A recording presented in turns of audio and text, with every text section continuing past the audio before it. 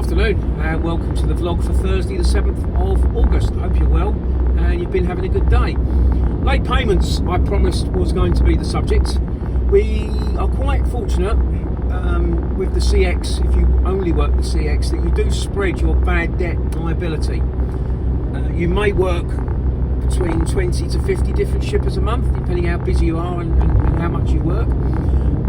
If you've got your own customer, you are putting your eggs in maybe one or two baskets. Now, I hear from some owner drivers that have their own customers, or that they can get paid the same day, next day, or within a week.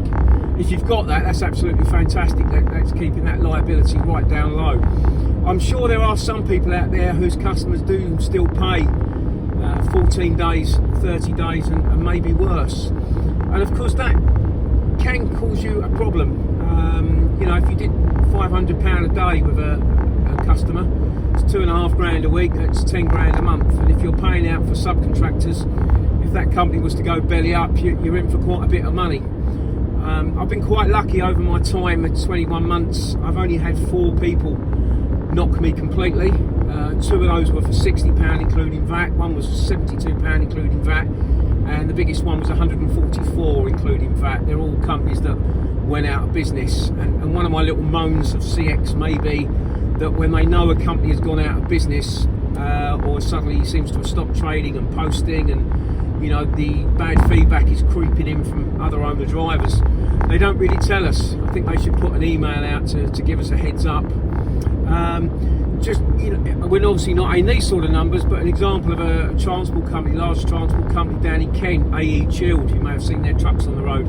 They worked pretty much exclusively with a large salad producer warehouse, and I think it was a couple of years ago now, that salad producer went into administration overnight with no clue that was coming, and I think it put AE Chilled in for about £1 million.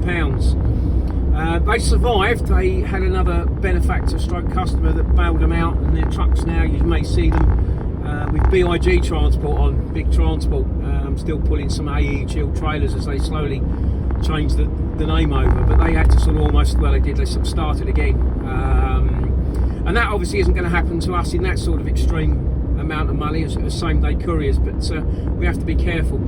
I normally get away with total full payment every month. It's always 1, maybe 2 a month that are a little bit slow, but the chase up gets the job done.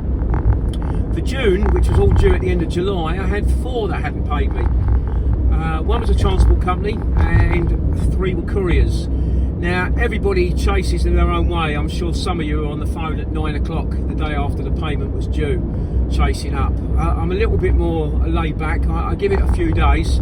So on Sunday, I sent all 4 companies a nice email, just pointing out that the invoice for X, according to my records, was unpaid. I give them some 3 options. Option 1 is that if you have paid it, please let me know the date you did pay it. I have in the past made an error and chased people when they have paid. That's totally down to me and my reconciliation of my bank details and bank payments.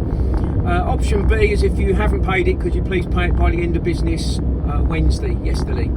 Gives them 72 hours to give them a little kick up the backside and get it paid. Option 3 is if there is a problem with the payment, please let me know by return email. The transport company had been in touch by 9 o'clock Monday morning. Sent me a nice email, said they never received an email with the invoice attached when I did the job. Could I send another invoice? So I sent them another invoice straight away via email, and pointed out that on their booking confirmation they never actually asked for an email to be sent with the invoice. I know you can on the CX just press an email button when you produce and create your invoice, but because a lot of companies say please don't do that, we'll get everything off the CX and don't worry. To be fair to this transport company, they paid me by 12 o'clock Monday, done. So no complaints there, we've got that done. Little lesson learned for future if I deal with them again. The 3 couriers I heard nothing from, so this morning, Thursday, at 10 o'clock I started ringing round. Courier number 1 took all the details, apologised for it not being paid, but said the woman who does the accounts isn't in. They'll pass it all over to her and you should receive payment today or by end of business tomorrow. Courier number 2 said they hadn't received an email with the POD and invoice. Now, I keep hard copies of everything. I keep hard copies of the booking confirmation. I keep hard copies of all the emails that I send. So the paperwork I had with me today had the email I sent them on the day I did the job with the invoice and POD attached, and pictures were on the email of that. So I gave him the date the email had been sent to him. He looked on his little computer, and lo and behold, he thought, oh yeah, okay, we've got the email. POD is attached, but the invoice isn't. But I'm sitting there looking at it. Anyway, I said, okay, I'm going to send you another invoice at lunchtime when I stop. And he said, that's absolutely fine. I'll get that paid today and tomorrow. I sent the invoice at lunchtime, and to be fair, he's already acknowledged that he's received it. So hopefully I will get that one today or tomorrow. And courier number 3 said, don't know why it's not been paid. Took all the details, said we'll get that paid today, tomorrow. So let's see what happens, and I'll update you with that on Monday. Right, today, not been a good day again, no great surprise. I mentioned to you last night that I had taken a job from Colchester to Marlow. That was for 9:30, and I was going to treat myself to a lay-in till 7. I got away with 6 o'clock, and the dog woke me up, and my wife was working from home, so she said to me, you go and sort him out. So anyway, half a lay-in's all right. Got a phone call from the shipper at 7:30 this morning, apologising, but the load had been put back to 10 o'clock. Was that all right?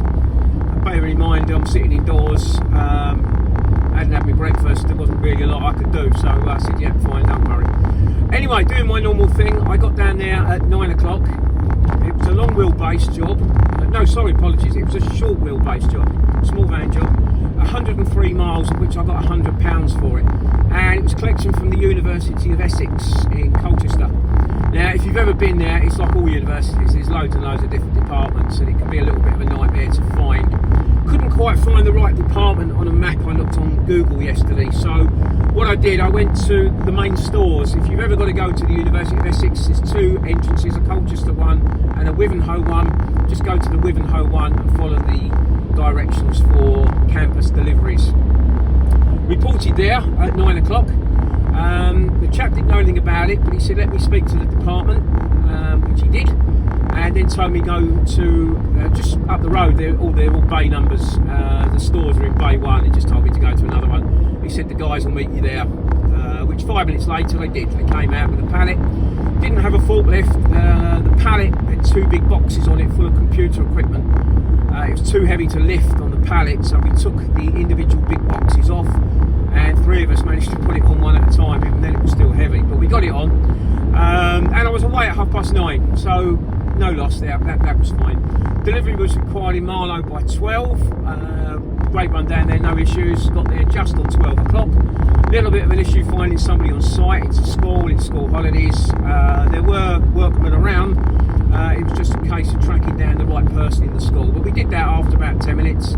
He got somebody else, and we actually took all the computer equipment boxes out the big box, if that makes sense, and just put inside the classroom. And I was away off site by 12:30. I just drove through Marlow and went parked up by the A404. It seemed like a good place to stop. I was going to found a nice green, parked up there. I kept the feed on, but I sat and had my lunch and read a book. There wasn't an awful lot happening on the CX feed. Started looking more intently at about 1 o'clock, and it's got to 2:30 and there's nothing. There was one job from High Wycombe going to Wembley for a small van. I put £40 on that, which is probably as low as I really want to go, and that didn't get that. So I've sort of given up, really, to be honest. I'm making my way back. If you're looking out the window or looking through the window of your laptop, you'll see I'm probably on the M25. If I get another little job on the way home, great. I've made my mind up. I'm not going to work tomorrow. I'm going to have the day off. It may be busier tomorrow being a Friday, but do you know what? I've got things to do at home. I've got some TV I want to watch. The grass needs cutting, the whole raft of things. So that's going to be tomorrow. If you haven't watched any of my earlier videos, I budget my year over 230 days. That's 46 weeks. That allows me 2 weeks my 10 days summer holiday, which is coming up in September. I have a week off, 5 days at Christmas plus all the bank holidays. That leaves me 15 days, 3 weeks to have odd days here and there, and that's going to be one of them. And I think so far this year I've only taken 9 of those days, so I've still got 5 days to go, and my financial year is up at the end of October. Driving today made me think about the next financial year. I'll obviously sit down towards the end of October and redo my sort of budget, financial plans.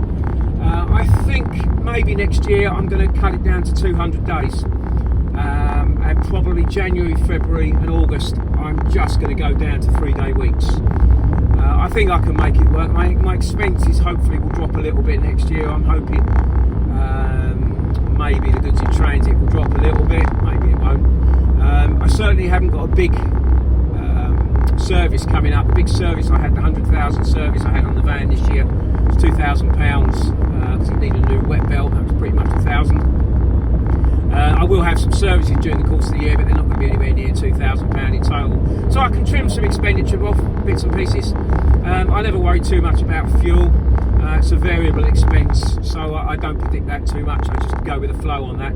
Obviously, if I work some 3-day weeks, my fuel output is going to be less. But that's all for another day anyway, and another month. But that's going to be it. No video then tomorrow. I will be back on Monday. Don't see any reason why not. We'll certainly give it a go. Have a great evening. Enjoy tomorrow. Safe driving on the roads, and good luck if you're out there. Enjoy your weekend, and we'll chat again on Monday. All the best. Cheers, Paul.